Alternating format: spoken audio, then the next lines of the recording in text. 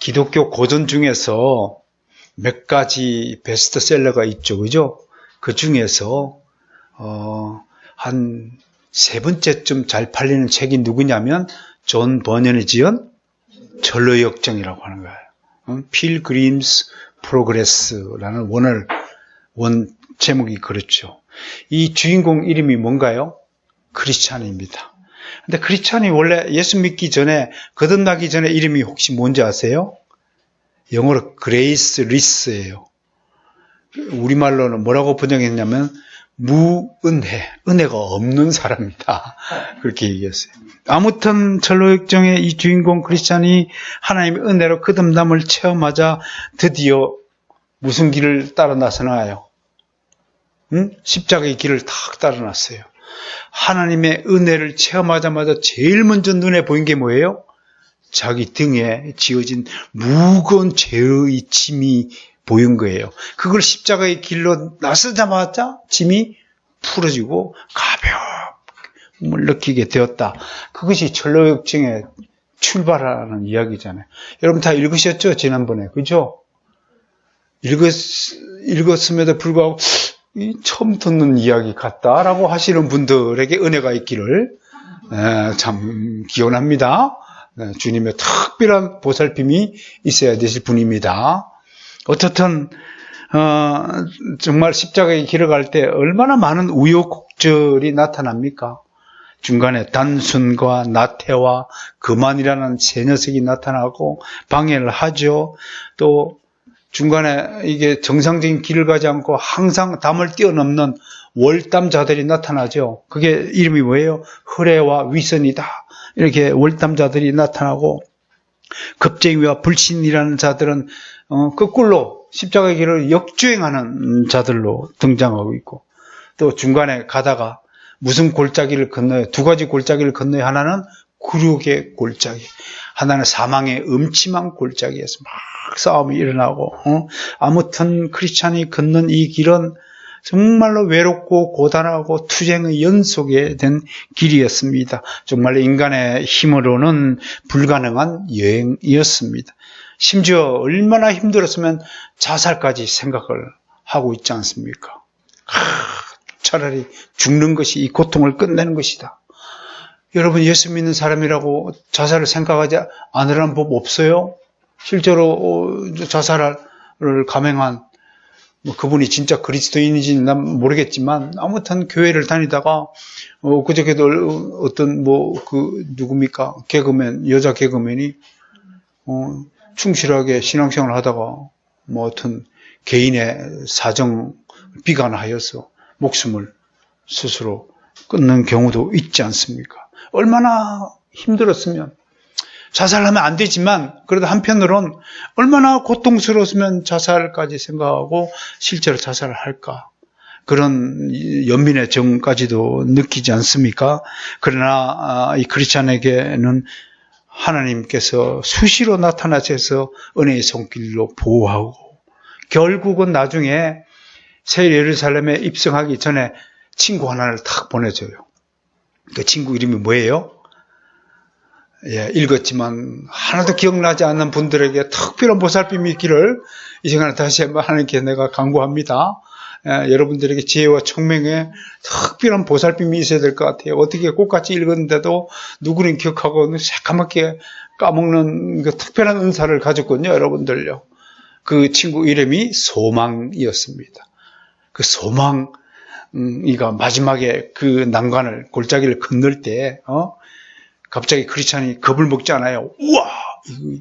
이 불계곡을 어떻게 건널까? 그때 소망이가 뭐라고 합니까? 또 특별한 은혜를 제가 간구드리면서 소망의 말을 대신 전해드립니다. 밑을 보지 말고 앞을 보라. 새 예루살렘을 바라보라. 그렇게 불쩍 뛰니까 깜짝같이 그 시야에서 그 불지옥이 사라지는 광경을 우리에게 제시하고 있지 않습니까? 여러분, 할렐루야. 우리의 미래는 이렇게 반드시 찬란한 미래가 보장되어 있다고 하는 것을 이 소설이 우리에게 말합니다. 이를 통해서 우리는 그리스도인이 첫째 어떤 길을 걸어야 하는가, 두 번째, 그 길이 도대체 어떤 길이며 어떤 고난과 그 처절한 그 고독함, 외로움이 함께 하고 있는가를 우리에게 교훈하고 있다고 하는 것입니다. 토저 목사님 이야기를 좀 들려드리겠습니다. 토저 목사는 십자가의 길은 홀로 걷는 길이다라고 했습니다. 성경 역사상 위대한 인물들은 대부분 외로운 인생을 보냈습니다. 하나씩 살펴보죠.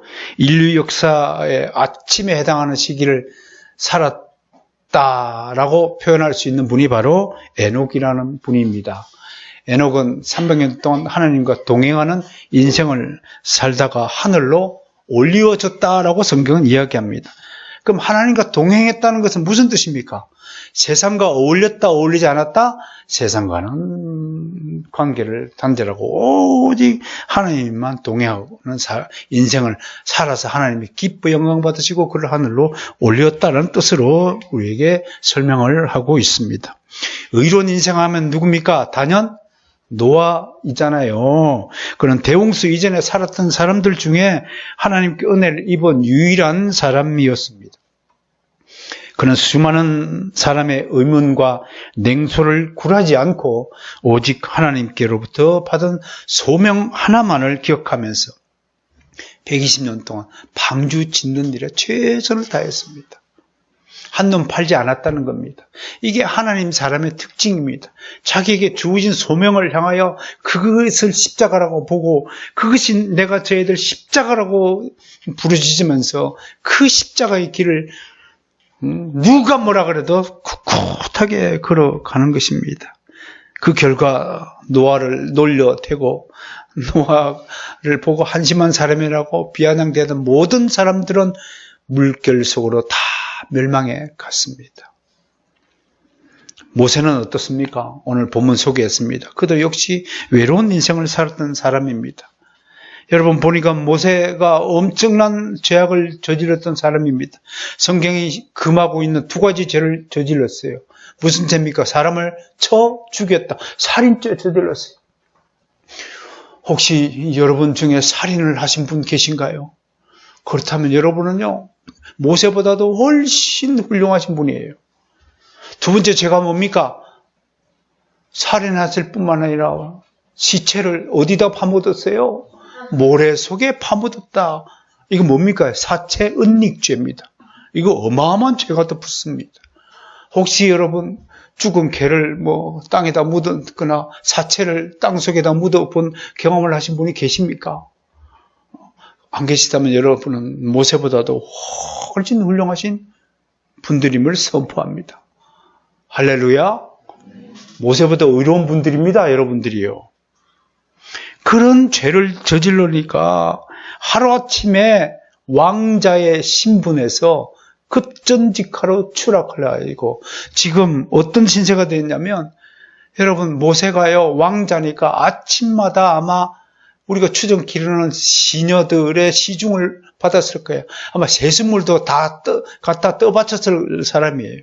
그런 모세가 범인으로 지목받고 도망을 치고 미디안 광야로 쫓겨가서 어떻게 지금 행세하고 있어요? 양들에게 물을 먹이는 신세로, 목자의 신세로 전락을 하고 있는 모습을 보고 있습니다. 그가 이제 광야에서 무릎을 꿇고 양들이 물을 먹을 수 있도록 시중을 받던 그가 시중을 들어야 했습니다. 그렇게 그는 광야에서 천한 목자의 신분으로 40년이라는 세월을 견디했습니다. 여러분들 앞에 서 있는 목사들을 보통 목자라고 합니다. 여러분 목자라는 의미가 어떤 것입니까? 가장 3D 직업 중에 하나입니다. 여러분 양들을 직접 목양했던 이스라엘의 목자들의 간정을 이야기 들으면요. 세상에 상대 못할 동물이 누구냐면 양이라고 합니다.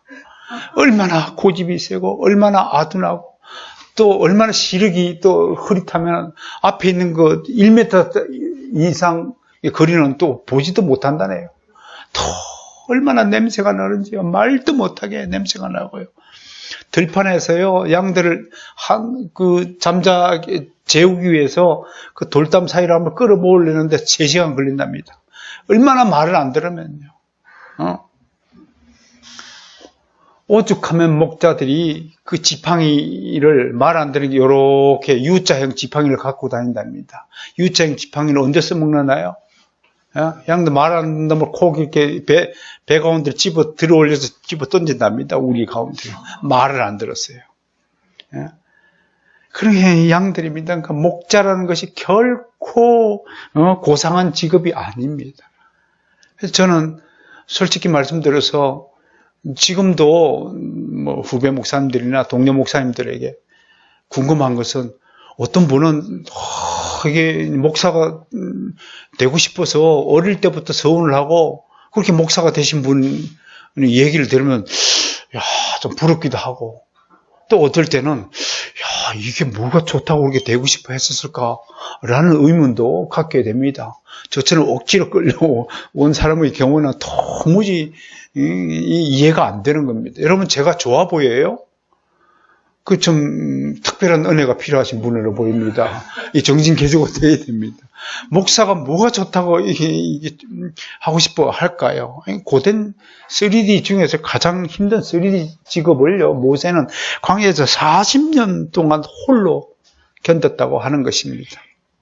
물론 그 40년에 홀로 보낸 그 시간이 있었기 때문에 하나님의 위대한 종 모세가 탄생한 것이겠죠. 한 사람도 예를 들어서 다윗은 어떻습니까? 왕이 되기까지 철저히 세상과 격리된 삶을 살았습니다. 그는 사울 왕의 추격을 피해 주로 산속 동굴이나 광야의 외진 곳에서 은거하며 살았습니다.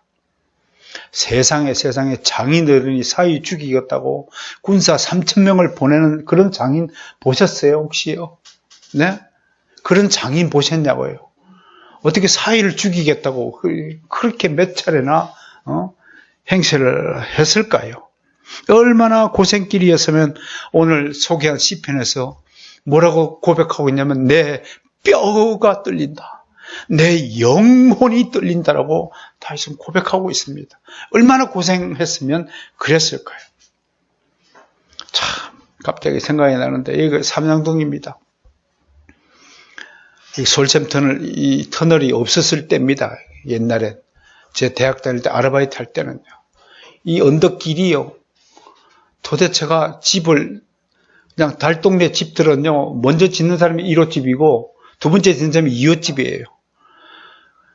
주소가 1호집 옆에 2호집이 있겠지 하고 생각했다가는 큰 오산입니다. 이거를 연탄을 지고 올라가는 겁니다. 얼마나 힘들었으면 이 두 다리가 후들후들 떨리는 건데요.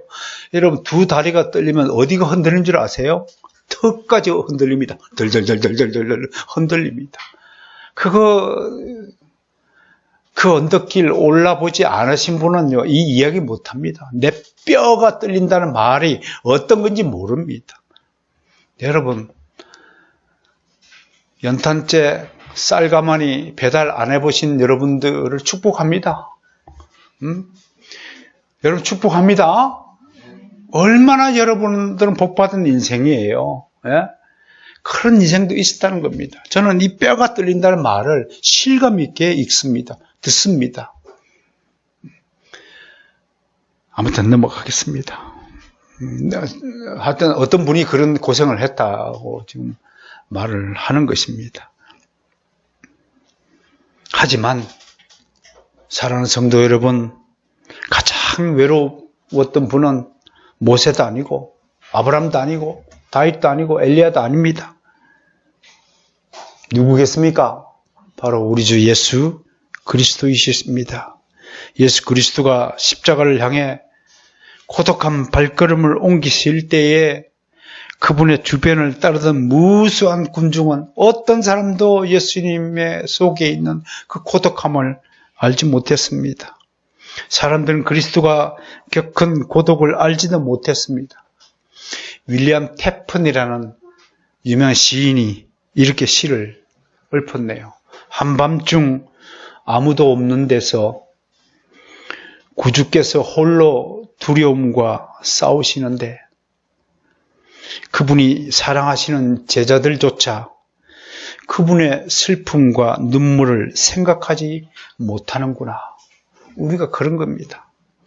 예수님은 내일 아침이면 십자가에 달려 죽으실 때 겟세마네 동산 가고 땀이 피가 되도록 기도하셨다고 그랬습니다. 근데 그때 그 주변에 있던 제자들은 뭘 했어요? 할렐루야, 주여 힘내세요, 주님 우리가 함께합니다 그랬어요? 잤어요. 여러분들의 사랑하는 최단 목사가 새벽마다 일어나서 여러분들을 기도할 때 여러분들은 뭘 하시나요? 혹시 저를 위해서 기도하시나요? 아니면 자고 계시나요? 난 여러분들 위해 기도합니다. 왜? 적어도 여러분들은 저에게 있어서 제가 가장 사랑하는 주의 양들이기 때문에 그렇습니다. 저는 여러분들 사랑합니다. 사랑하기 때문에 어떨 땐 질척다 하지만요. 그 질책이 여러분들에게 보약이 되기를 원합니다. 정말 여러분 아름다운 인생이 되기를 원합니다. 정말 복받는 인생이 되기를 원합니다. 그러면요, 정말 예수 그리스도를 참으로 믿고 그분을 따르는 주의 제자가 되기를 원합니다. 이렇게 성경의 위대한 인물들은 하나같이 외롭고 힘든 인생을 걸었습니다. 토저 목사님은 이것을 두고 하나님에 의해 강요된 고독이다라고 명명했습니다. 당사자가 원하든 원치 않든 하나님에 의해 시작된 이 고독한 인생에 대해서 시편 69장 8절에는 또 이렇게 노래하고 있습니다. 제가 읽어드리죠. 한 절만 읽어드리겠습니다. 내가 나의 형제에게는 객이 되고 나의 어머니의 자녀에게는 낯선 사람이 되었나이다. 무슨 얘기입니까? 육신의 가족과도 철저히 분리되고 이격된 삶을 살 수밖에 없었다고 하는 것입니다. 생각해 보면 모든 주의 종들에게 이런 현상은 공통된 것으로 보여집니다. 하나님은 의도적으로 주의 종들에게 이런 인생을 원하시는 것입니다. 무슨 이유일까 하고 오늘 아침에 기도하다가 한 3가지를 발견했습니다. 오늘 아침에 묵상하다가 3가지를 발견한 것을 여러분에게 알려드립니다. 첫 번째, 왜 고독해야만 할까? 그건 하나님이 고독하신 분이기 때문에 그렇다. 하나님 홀로 계신 분이십니다. 보좌 위에 홀로 앉아 있어서 얼마나 외로우셨으면 우리를 지으셨을까? 그리고 얼마나 우리와 함께 교제하기를 원하실까? 여러분, 자식을 왜 놓나요? 자식을 왜 낳을까요? 어쩔 수 없이 이유도 없이 낳았다가도 쳐요. 그런데 그 자식하고 부모가 어떻게 지내고 싶을까요? 언제나 자식과 함께 지내고 싶은 것이 부모의 마음입니다. 한시라도 자식이 눈앞에 사라지면 불안한 것이 부모의 마음인 것입니다. 여러분, 왜 부모가 되게 하시는가요? 부모가 되어야만 아버지 하나님의 마음을 알 수 있기 때문에 우리가 부모의 기회를 주시는 거예요. 물론 다른 기회도 있을 것입니다. 참고적으로 요즘에 아버지 없이 홀로 자식을 낳은 무슨 여자가 하나 탄생했어요. 그 바람에 법을 고치니 안 고치니 막 그래요. 그런데 여러분, 그 여인은 2가지 중대한 범죄를 저지른 것입니다. 첫 번째, 하나님의 계명을 어긴 것입니다. 두 번째, 자기는 자식을 갖고 싶은 욕망을 충족했는지 모르지만 그 아이의 인생은 영원토록 아버지 없는 인생을 살아야 하는 것입니다. 여러분, 그것이 얼마나 그 아이에게 큰 고통을 주는 것인지 모르시겠습니까? 아버지 없는 자식의 삶이 과연 얼마나 행복하다고 주장할 수 있는 사람이 있습니까? 그럼 만약 그렇게 생각한다면 그건 인간적인, 양심적인, 도덕적인 존재가 아닐 것입니다. 얼마나 이기적인 존재입니까? 내가 아기 갖고 싶어서 그런 방식으로 아기를 가질 수 있는 자유가 있다고 칩시다. 그 개인의 자유로 인해서 그 아이의 인생은 영원토록 아버지가 없는 인생을 살아야 된다는 것을 왜 모릅니까? 그걸 좋다고 박수치고 떠들어야 지지해요? 도대체 뇌 구조가 어떻게 되었길래 그런 사실을 지지할 수 있습니까? 아버지 사랑을 아시려면 아버지가 홀로 있어야 된다는 사실을 기억하시길 바랍니다. 자식은 우리 부모가 나를 보지 않았을 때 얼마나 고독한 마음을 가지게 될까 생각하면서 부모에게 늘 따로 떨어져 산다 할지라도 늘 안부 전화하고 안부를 묻는 그런 효자가 되어지기를 주 이름으로 소망합니다. 두 번째, 왜 고독한 인생을 살아야 할까요? 그것은 우리가 왕이기 때문에 그렇습니다. 여러분, 하나님의 자녀들은 왕처럼 왕노릇 한다고, 천년 동안 왕노릇 한다고 성경은 말씀합니다. 여러분, 모든 왕들은 홀로 존재합니다. 동물들의 왕인 사자도 혼자 근입니다. 하늘을 지배하는 독수리도, 새의 왕이라고 불리는 독수리도 홀로 하늘을 날아다닙니다. 이 세상에서 성도는 세상에 대하여 왕입니다. 왕이니까 홀로 다녀야 됩니다. 세 번째로, 왜 이 고독한 길을 자처하며 그래야 할까요? 그것은 바로 십자가는 홀로 지기 때문에 그렇습니다. 저는 이것을 오늘 아침에 묵상하면서 잠깐 정말 감격했습니다. 주님께서 내 마음속에 이렇게 속삭여 주셨습니다. 너는 십자가를 다른 사람하고 나누어 질 수 있니? 나도 십자가를 홀로 졌단다. 자기 십자가는 자기 스스로 지는 것입니다. 사랑하는 성도 여러분, 십자가 지는 것을 결코 두려워하거나 회피하지 않기를 바랍니다. 인생에 살면서 십자가가 주어졌다는 것만으로도 우리는 행복해야 합니다. 얼마나 다행스러운 일입니까? 그런데 사람들은 본능적으로 고독을 싫어합니다.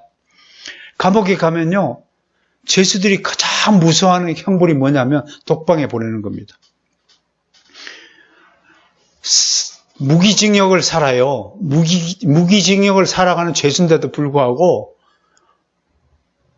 제일 무서워하는 벌이 독방에 보내는 거예요. 아니, 영원토록 감옥에 나오지 못할 사람도 감옥 안에서 사람들과 어울려 지내며 웃고 깔깔거리고 웃고 지낸다니까요. 그런데 혼자 있으면 그 웃고 깔깔거릴 수가 없으니까 그게 두렵다고 하는 것입니다. 여러분, 사탄도 최종적으로 무적행이라는 불지옥에 수감된다고 요한계시록은 증언합니다. 이것이 무슨 의미를 가지고 있습니까? 무적행이 어떤 것입니까? 영원히 세상과 격리된 곳이라는 뜻이라 할 것입니다. 여러분, 사람들이 고독을 싫어하고 고독함을 고통이라고 생각하는 것은 무슨 이유 때문입니까? 그건 우리의 본성 때문입니다.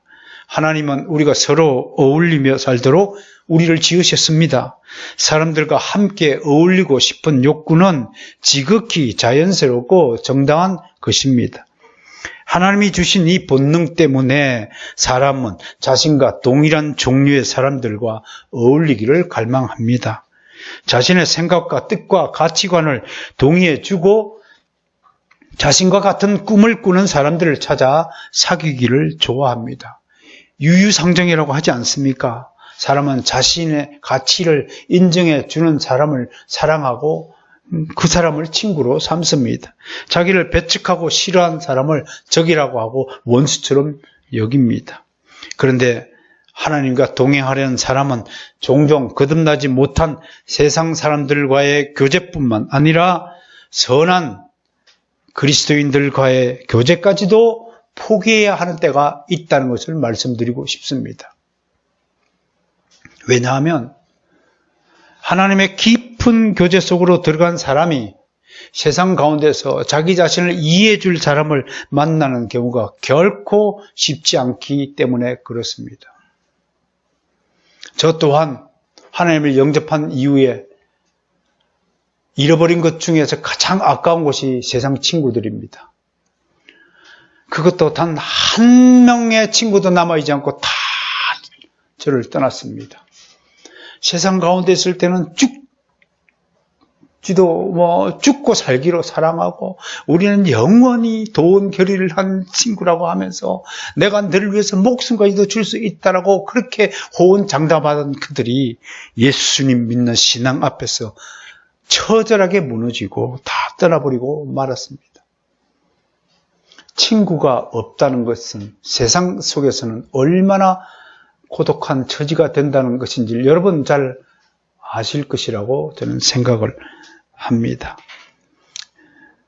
그와 그런 내적인 체험을 함께 공유할 세상 친구는 없습니다. 심지어 같은 이불을 덮고 자는 부부끼리도 이런 깊은 영적 교제가 어려운 경우가 허다합니다.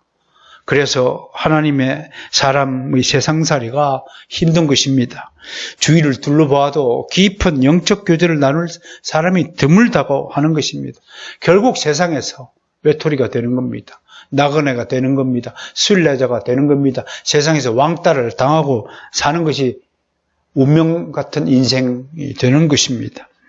정말 진정으로 신령한 사람에게는 보통 사람들이 이해하지 못하는 부분이 있다는 것을 여러분 아셔야 합니다. 그 사람은 자기 자신을 위해 살지 않고 하나님의 뜻을 이루기 위해서 살기 때문에 사람들과 뜻이 안 맞는 겁니다. 그 사람은 주님께 모든 것을 바치라고 사람을 설득하면서 자기 몫을 챙기지 않는 사람이 된 것입니다. 내 몫은 없습니다. 여러분에게 나눠줄 하나님의 은혜, 사랑의 몫은 풍성하지만 제 주머니에 챙겨야 될 저의 몫은 이제 존재치 않는다고 하는 것입니다. 그 사람은 자기 자신을 높이지 않고 모든 영광을 주님께 돌리는 사람입니다. 그 사람은 주님이 높아지고 내가 낮아지는 것을 기뻐하는 사람입니다. 그 사람 입에서는 늘 우리 주님 이야기가 끊이지 않고 마르지 않는 샘물처럼 솟아나는 것입니다. 그러니까 세상을 주제로 나눌 대화는 그 사람에게 존재치 않습니다. 세상은 유한하고 세상은 부패하고 타락한 곳이고 냄새나는 것인데 그 세상 이야기를 뭐가 그렇게 좋다고 나누겠습니까? 그런데 사람들은 현실의 이야기가 아니라 신령한 이야기를 대화 주제로 꺼내면 고개를 돌리고 맙니다. 그 이야기가 자기 인생에 무슨 관계가 있냐고 하면서 고개를 돌리고 맙니다. 예수 믿으면 밥이 나오고 돈이 되냐고 묻습니다. 그 인생에게 가장 중요한 것은 돈이고 밥이기 때문에 그것 이외엔 관심이 없다는 것입니다. 그래서 신령한 이야기, 하나님을 만난 체험의 이야기, 성경 이야기를 하면 그 사람을 왕따시켜 버립니다. 그러니까 사이가 점점 멀어질 수밖에 없는 것입니다. 이렇게 세상 사람들과 사이가 멀어진 하나님의 자녀의 관심사는 어디로 향하게 되겠습니까? 오직 우리 주 예수 그리스도에게로 향하게 되는 것입니다. 이것이 하나님께서 의도하시는 하나님의 목적하시는 바대로 우리를 이끌어 가시는 것입니다. 하나님은 우리가 세상과 사이가 멀어지도록 조치를 하신 다음에 그리고 우리의 관심사를 들어주시는 겁니다. 일단은 멀어져야 되는 겁니다. 일단은 더러운 세상으로부터 분리시키는 것입니다.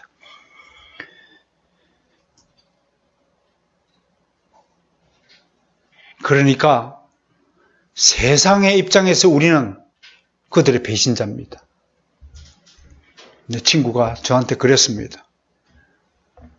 야, 너는 우리끼리 좀 있을 때는 예수 냄새 좀 풍기지 않으면 안 되겠니? 그게 내 친구가 내게 요구한 것이었습니다. 나는 그럴 수 없다고 그랬습니다.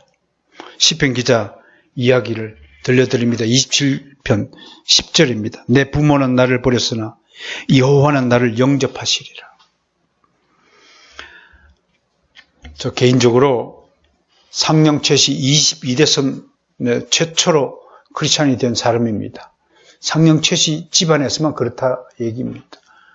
아무도 제 이전에 우리 집안에서 예수 믿은 사람이 없었습니다. 제가 제 1호 크리스찬입니다.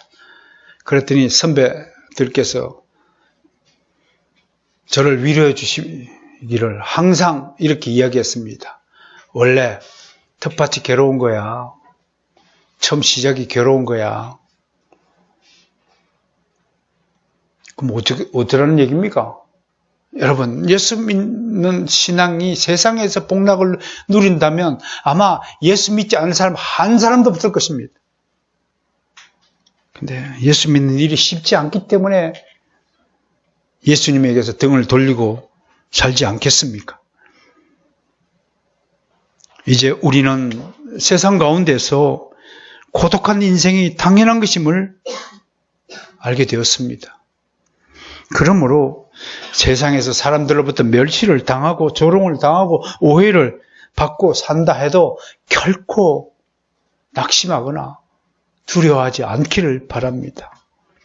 꼬리 잘린 여우들의 마을에 정상적인 꼬리를 가진 여우가 방문했더니 모두 너 왜 꼬리가 잘리지 않고 정상적으로 달려있나고 조롱을 하더라는 이솝 우화의 이야기 여러분 기억하셔야 합니다.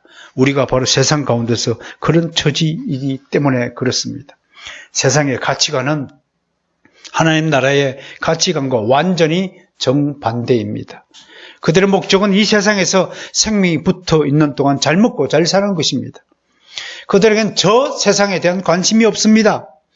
지식도 없고 소망도 없습니다. 바라지도 않습니다. 오직 불신자들은 이 세상에서의 삶, 자기 인생에게만 관심이 있습니다. 오늘도 꿈을 꿉니다. 복권이 당첨되면 뭘 사야지. 그것이 이 세상 사람들의 머릿속에 들어있는 그러면서 그 어마어마한 불가능한 꿈을 꾸면서 이건 매우 소박한 꿈이에요 라고 고백하고 살아갑니다. 복권에 당첨되는 것이 소박한 꿈이라면 큰 꿈은 무엇입니까? 난 그들에게 묻고 싶습니다. 그들은 저 세상이 존재하는지도 모르고 천국과 지옥 따위는 아예 머릿속에 없습니다. 오직 왜 태어난지도 모르면서 오직 생명이 붙어있고 이 코에 호흡을, 이 숨을 누가 불어넣어 주신 것에 대해서 관심도 없습니다. 그냥 숨쉬고 살아가는 겁니다. 돼지처럼요. 그게 돼지 같은 인생입니다. 자기에게 생명을 누가 주신 건지 관심 없습니다. 그리고 밥 먹고 옷 입고 아침에 일어나고 깔깔거리고 웃고 친구들하고 전화하고 살아갑니다. 도대체 무엇을 위해 사는지 그분 인생을 한번 들여다보세요. 얼마나 불쌍한 존재입니까? 여러분, 산길에 위에 있는 돌멩이 하나도 의미가 있다라고 시인은 노래했습니다. 그 인생, 그 불신자들의 인생, 오직 이 세상에서 동물처럼 짐승처럼 먹고 자고 눕고 일어나고 깔깔거리고 웃고 배설하고 그런 짐승 같은 인생을 사는 그 인생에게 도대체가 무슨 의미가 발견되어지겠습니까? 그의 인생이 짐승과 다를 바가 뭐가 있겠습니까? 오직하면 자만서에서 깨닫지 못하는 사람은 짐승과 같다. 멸망하는 짐승과 같다라고 성경은 이야기하겠습니까? 온 세상은 이런 사람들로 가득 차 있습니다. 세상을 보세요. 사람들끼리 만나서 무슨 이야기 하는가요? 여기 커피숍에 가서 한번 들어보세요. 세상 사람들이 나누는 이야기가 뭘까요? 어떻게 하면 돈을 많이 벌까? 어떻게 하면 돈을 빌릴까? 어떻게 하면 공짜로 좀 잘 먹고 좀 잘 살까? 돈. 그게 세상 사람들이 만나서 나누는 이야기입니다. 무슨 목적을 가지고 움직이고 살아가고 있습니까? 그 중에 복음을 가지고 하나님의 나라를 위해 사는 사람들이 얼마나 될까요? 여러분은 어떤가요? 도대체 세상 가운데서 친구들 만나서 무슨 대화를 나누는가요? 여러분들이 세상 이야기하는 것은 돼지가 꿀꿀꿀꿀 하는 것과 똑같은 차원의 이야기라는 사실을 기억하고 대화를 하셔야 돼요. 진리가 없는 대화, 생명이 없는 대화, 그게 무슨 의미가 있겠습니까? 나의 말 한마디로 불쌍한 영혼이 예수를 믿어서 구원을 받는 역사가 일어난다면 그것이야말로 생명을 살리는 의미 있는 인생이 아니겠습니까? 그러므로 이 땅에서 그리스도인으로 사는 것이 결코 쉬운 일이 아니라는 것을 당연하게 얘기해야 합니다. 그리스도인이 세상 사람들과 어울리지 못하고 사는 것은 다른 말로 고독이 우리의 운명이다 라는 것을 인정하는 것과 같습니다. 고독이야말로 이 땅에서 그리스도인이 누리는 최고의 가치입니다. 저는 자신 있게 얘기할 수 있습니다. 하나님은 고독한 자의 기도를 들어주십니다. 바쁘고 번잡한 자의 기도를 들었지 않습니다. 세상적으로 잘나고 세상적으로 폼나고 세상적으로 멋져 보이고 겉모습만 번들어한 사람들은 하나님이 쳐다보지도 않습니다. 왜? 그 인생은 가짜이기 때문에 그렇습니다. 여러분 머릿속에 실력을 채우십시오. 지식을 채우십시오. 믿음을 채우십시오. 가슴에 뜨거운 사랑을 채우십시오. 그것이 진짜입니다. 제발 겉모습 꾸미지 마세요. 여성 여러분 미안하지만 화장도 좀 진하게 하지 마세요. 우리 성도들처럼만 이렇게 대한민국 여성들이 화장을 하고 다니면 얼마나 아름답겠습니까? 정말 연지 곤지 좀 찍어 바르지 말고 제발 좀 빨간 뭡니까 립스틱인가 좀 제발 좀 찍어 다니지 말고 그거 찍어가지고 전철 탔더니 내 와이셔츠에다가 빨갛게 묻혀가지고 말이에요. 왜 그렇게 하는 거예요 도대체가? 어떤 여학생은 그 버스 안에 앉았더니 1초 만에 그거를 봅시다. 미치겠다니요? 여러분 이 외모는 하나님이 주신 외모예요. 그냥 하나님이 주신 대로 자연의 법칙대로 흘러가게 내버려둬요. 뭘 뜯어 고치고 그 화장품 좀 바르고 하는 것은 어때요? 이렇게 오돌하고 그 인생이 얼마나 불쌍한 인생입니까? 여러분 본질에는 관심 없고 속 지식을 갖추는 데는 관심 없고 큰 모습 꾸미고 겉으로 다른 사람들한테 잘 보이려고 하는 모든 것이 사탄의 속성이란 말입니다. 세상의 본질이란 말입니다. 그 사람은 아주 예수 믿고 거듭난 분이 아니에요. 예수 믿고 거듭난 분은 그런 일에 관심이 없어요. 내가 잘 되는 일에는 관심이 없어요. 오직 하나님의 영광이 드러나는 일에 관심이 있는 거예요. 당신이 더 잘 되는 길을 내가 기뻐하는 거예요. 당신이 행복해지고 나의 기쁨은 여러분들이 정말로 건강하고 행복하게 되어지는 것이 진정으로 나의 기쁨입니다. 이것이 하나님의 기쁨이에요.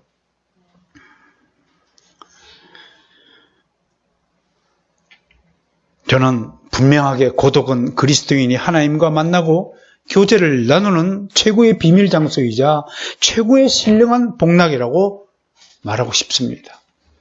우리 쪽의 분은 아니지만 그래도 40여 권의 저술로 유명한 영성가 중에 한 사람 헨리 나우엔이라는 사람은 고독에 대해서 이렇게 설파했습니다. 하나님은 그의 자녀를 고독이라는 정원으로 초대한다. 그 정원이야말로 이 세상에서 누리는 가장 큰 행복의 장소라고 묵상했습니다. 하나님은 고독한 사람의 기도를 최우선적으로 들으신다는 이 말씀을 꼭 가슴에 새기고 홀로 계신 하나님께 홀로 나아가 하나님 사랑한다고 고백해 보시기를 바랍니다. 그런데 오늘 이 고독한 사람일수록 두 가지를 명심해야 한다는 것을 말하고 싶습니다. 첫 번째, 고독한 자일수록 자신을 크게 평가해서는 안 됩니다. 간혹 우리 신앙인들 가운데 자신의 영적 체험을 너무 소중히 하고 중요하게 생각한 나머지 그냥 말만 넣으면 내가 그때 하나님을 이렇게 만났다고 간증을 해야 되는 사람이 있습니다. 그렇게 해서 자신을 다른 사람들과 구별 지으려 하는 분이 있는데 그 자체가 신앙인의 고독을 잘못 이해하신 분인 것입니다. 하나님은 모든 그리스도인이 고독이라는 정원에서 하나님을 바라보면서 자신이 얼마나 하나님의 나라에서 작은 자인가를 실감하기를 위하여 우리를 고독이라는 정원으로 초대하시는 것입니다.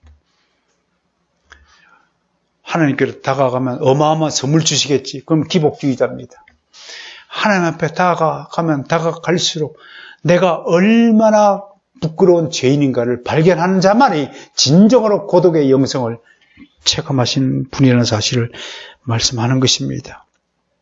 그리스도인은 언제나 낮은 자리에 임하고 낮은 자리에서 다른 일을 섬기며 자기를 겸손의 골짜기로 끌고 내려가야 하는가를 하나님께서 가르치십니다. 절대로 고독의 체험을 자랑하지 말아야 합니다. 기도 가운데 무슨 신령한 체험을 했다고 떠벌리지 말아야 합니다. 어디 가서 간증한다고 떠벌리지 말아야 합니다. 그렇게 해서 다른 사람의 신령한 체험을 무시하거나 손상하지 않도록 해야 합니다. 내 경험이 소중한 만큼 다른 사람의 경험도 소중합니다. 그런데 중요한 것은 내 경험과 다른 사람의 경험은 절대로 일치하지 않는다고 하는 것입니다. 여러분, 세상에 꼭 같은 꿈을 꾸는 사람이 있을까요? 그저께인가 마귀가 나타나고 내가 마귀 머리카락을 잡아갖고 뜯었습니다.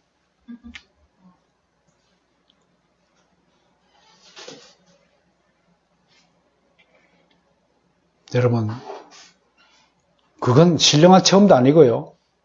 그냥 저는 개꿈이라고 생각합니다. 그런데 한 가지는 분명히 그런 꿈을 통해서 내가 꿈속에서도 마귀를 미워하는 사람이 되었다는 사실의 안도감을 토로할 수 있다는 것입니다. 두 번째, 자신이 고독하다 해서 다른 사람의 고통이나 아픔을 외면하는 태도를 경계해야 할 것입니다. 간혹 자신의 아픔에 지나치게 함몰되어서 다른 사람이나 다른 일에 대한 모든 관심을 끊고 오직 자신의 문제만 해결해 줄 것을 간청하고 다른 사람에게 그런 요구를 하는 것을 목격합니다. 만약 그리스도인이 다른 사람의 삶에 관심이 없다면 그는 결코 정당한 그리스도인이 불려질 수 없을 것입니다. 이런 사람은 어떻게 보면 영적으로 미성숙한 사람일 것입니다. 심리학에도 성인 아이란 말이 있지 않습니까? 몸은 어른인데 여전히 속에는 어린아이 같은 생각과 가치관이 지배하고 있는 것입니다. 이런 분들은 계속 저를 먼저 바라봐 주세요. 제 얘기 먼저 들어주세요. 내 것부터 해결해 주세요 하시는 분입니다. 마이스터 에크하르트라는 13세기에 살았던 유명한 도미니크파의 영성가가 있습니다. 이렇게 이야기했습니다. 잘 들으세요. 기도를 많이 한다고 자랑하시는 분이 계시다면 잘 듣고 명심하세요. 당신이 기도 중일 때 어쩌면 당신이 기도 가운데 셋째 하늘에 끌려 올라가서 신령한 체험을 하고 있을 때 그럴 때도 있습니다. 기도 중에 신령한 경지를 하나님이 이끌어 가실 때가 있습니다. 근데 갑자기 당신의 머릿속에 음식이 필요한 과부가 떠오른다면 그 즉시 기도를 멈추고 가서 그 과부에게 도움을 주십시오. 그렇게 한다고 할지라도 하나님께서는 당신에게 아무런 손해가 없도록 조치하실 것입니다. 당신이 기도한다고 신령한 체험한다고 추구하는 그것보다 더 중요한 것은 과부의 배고픔이 하나님의 마음을 더 안타깝게 한다는 이 지적을 여러분 기억하셔야 됩니다. 기도가 중단된다고 해도 하나님은 당신이 무엇을 기도할지를 다 알고 계십니다. 실제로 옛날에 제가 어떤 교회에서 체험한 얘기입니다. 119가 없었을 때예요. 한겨울이었는데 갑자기 폭설이 내려가지고 온 동네가 거리가 마비가 됐어요. 근데 어느 마을 교회에 예배를 드리고 있는데 하나의 엄마가 예배당 문을 열고 도와주세요. 차가 갈 수 없습니다. 눈 좀 채워주세요. 병원에 좀 갈게요. 그래서 아기 엄마가 예배당 문을 열고 소리쳤습니다. 그러자 그놈한 장로님이 대뜸 나와서 지금 신령한 예배를 드리고 있는데 뭐하는 짓이요? 호통을 치고 애기 엄마를 쫓아내었다고 합니다. 교회가 세상의 모범으로서 빛과 소금으로서 역할을 포기할 때 어떤 모습이 되느냐 하는 적나라한 사례의 하나입니다. 여러분 어떻게 해야 됩니까? 아이라는 생명 하나 살리기 위해서 전 교인이 예배를 멈추고 눈을 치우고 그 아이를 병원으로 후송했다면 하나님의 기쁨이 컸을 것입니다. 죽었는지 살았는지는 제가 알지는 못하지만 만약에 아이가 무슨 사고가 생겼다면 그 여인은 영원토록 교회를 저주하고 살 것입니다. 여러분 네 눈이 범죄하거든 네 눈을 빼고 천국 가는 것이 더 낫다. 네 팔이 범죄하면 오른팔을 잘라버리고 가는 것이 낫다. 가장 무서운 범죄가 무슨 줄 아세요? 한 사람을 실족케 하는 범죄입니다.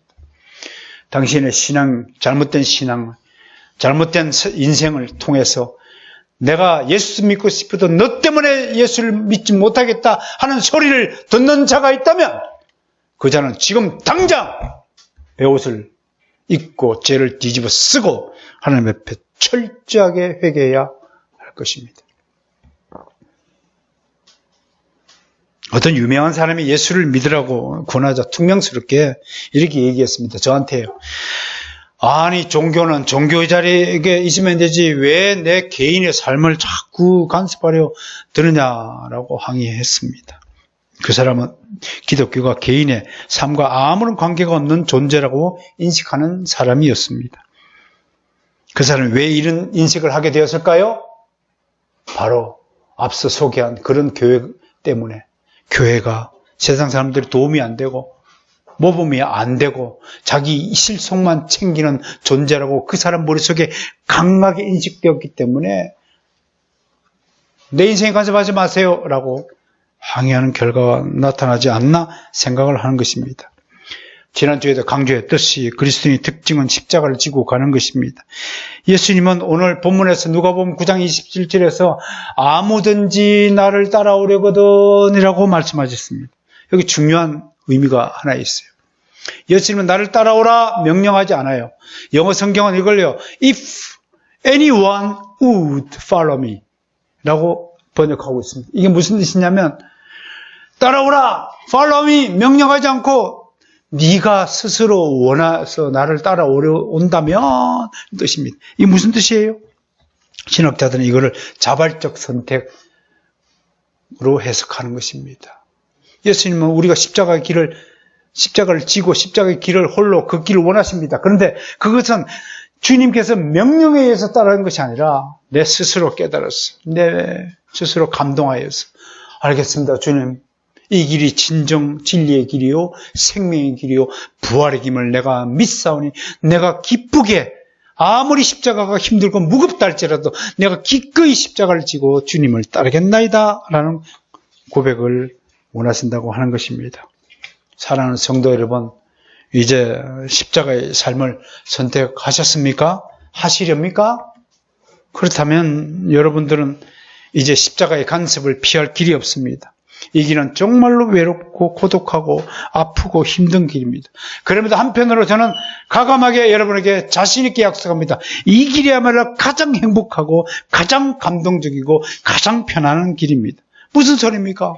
두 가지 모순된 것을 동시에 말씀할 수 있습니까? 예를 하나 들죠. 죄를 지은 사람이 있다고 칩시다. 지독한 죄를 지었다고 칩시다. 그는 궁궐 같은 집에 삽니다. 잘 먹고 잘 삽니다. 그런데 밤마다 들리는 순찰차 사이렌 소리에 잠을 깹니다. 불안합니다. 도둑이 제발 저린다는 속담이 있듯이 죄를 지은 사람은 마음이 편치가 않는 겁니다. 그의 심령은 그래서 날마다 초췌해져 갑니다. 결국은 심장이 약해지고 심신이 허약한 뒤로 늙고 병들어 살아갑니다. 과연 이 사람의 인생이 정말로 행복하다고 말할 수 있습니까? 잘 먹고 잘 살면 행복한 것입니까? 절대로 우리는 아니라고 할 것입니다. 비록 몸은 힘들어도 마음이 평안하다면 이보다 더 좋은 인생은 없습니다. 여기에 분명한 것은 우리에게 주신 이 고생은 십자가 언덕길을 오를 때 있는 고생이지 십자가의 언덕에 올라가는 다음에는 완전히 끝나는 고생입니다. 그때는 완전하고 영원한 행복이 여러분들을 기다리고 있다고 하는 것입니다. 한편으로 오늘 이걸 기억하시길 바랍니다. 십자가의 길은 진리의 길이라는 사실을 기억하시길 바랍니다. 토드 목사님의 이야기를 하나 더 전해드리죠. 진리는 영광스럽지만 엄한 주인이다. 여러분들이 진리를 가졌다고 믿습니까? 여러분 진리 안에 거한다고 믿습니까? 나는 분명히 그렇다고 믿습니다. 그렇다면 여러분들은 진리가 얼마나 내 인생에 간섭하고 나에게 엄한 주인 행세를 하는가를 인정하셔야 됩니다. 진리는 나에게 자문을 구하거나 협상을 하거나 타협하지 않습니다. 진리는 그냥 나에게 명령합니다. 2더하기는 4야. 야, 2더하기는 너랑 나랑 협상해야 하고 4라고 정할래? 말하지 않습니다. 진리는 세상적인 삶을 배척합니다. 진리는 높은 곳의 꼭대기에 서서 잠언서 8장 10절 말씀입니다. 너희가 은혜를 받지 말고 나의 훈계를 받으며 정금보다 지식을 얻어라 라고 소리칩니다. 이제 홀로 걷는 십자가의 길에서의 몇 가지 원칙을 선포하면서 말씀을 정리하겠습니다. 사랑하는 성도 여러분, 여러분 모두 십자가를 지고 걷기를 원합니다. 무거운 십자가지만 결코 무겁지 않게 되는 십자가의 비밀을 깨달으시길 바랍니다. 십자가 없이는 주님을 따를 수도 없습니다. 십자가 없이는 홀로 걸을 필요도 없습니다. 나아가 그 누구도 내게 주어진 십자가를 대신 지지 못합니다. 나의 십자가는 내가 져야 하는 것입니다. 회피할 길이 없다는 사실을 명심하시길 바랍니다. 두 번째, 사랑하는 성도 여러분, 진리를 알기에 노력하시길 바랍니다. 애쓰기를 바랍니다. 진리를 소유하시길 바랍니다. 진리가 없으면 생명도 없습니다. 생명이 없다면 죽은 것입니다. 우리가 예수를 믿고 진리를 의지하는 까닭은 살기 위해서입니다. 죽기 위해서 예수 믿는 것 아닙니다. 우리는 영원토록 하나님과 함께 살기 위해서 예수 믿는 것입니다. 마지막으로 세 번째, 난 여러분에게 단호하게 요구합니다. 이제 편안한 길을 거부하시길 바랍니다. 지금 우리는 과거보다 굉장히 편안한 시대에 살고 있습니다. 그러나 만약 우리가 계속해서 세상에서 편안한 길만 찾아다닌다면 우리는 영원히 멸망할 것입니다. 그런 우리에게 반드시 하나님의 화가 주어질 것입니다. 어떤 아이가 맨날 침대에 누워서 책을 읽고 공부했답니다. 근데 그 아이는 공부하는 방법이 그것밖에 없는 줄 알고 시험장에 갔는데 책상에 앉아서 시험을 치라니까 왜 침대가 안 좋아요? 침대를 누워서 시험을 보고 싶다라고 얘기했다고 합니다. 이만큼 인간의 습관, 습성이 무서운 겁니다. 편리함에 자기 몸을 의뢰하면요, 그 편리함은 나를 지옥의 사망의 불꽃으로 길을 인도합니다. 편안한 몸을 그냥 방치하지 마시기 바랍니다. 저도 요즘 하루에 만보걷기 합니다. 계속해서 몸을 움직입니다. 육체는 우리를 계속 침대에 들어눕기를 원하고 그렇게 유혹합니다. 그 몸을 이렇게 해서 계속 몸을 움직이는 사람이 되어야 됩니다. 어떤 시인이 이렇게 말했네요. 십자가가 시인과 화가에 의해 미화되었지만 하나님을 간절히 찾는 사람에 있어서 십자가는 옛날과 마찬가지로 아주 잔인한 사형도구일 뿐이다.